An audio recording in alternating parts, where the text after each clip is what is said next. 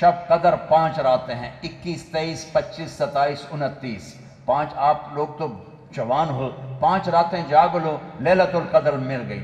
ایک لیلۃ القدر مل گئی تو 83 سال کی عبادت سے زیادہ کا اجر ہے۔ کون ہے 83 سال مصلی پہ بیٹھا رہے؟ ناممکن ہے۔ اور ایک رات جاگ لو، 83 سال سے زیادہ کا اجر ہے۔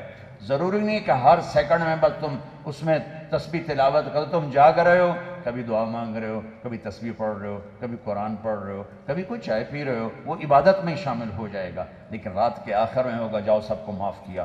اور چار بدنصیبی کہوں جن کی بخشش نہیں ہوگی۔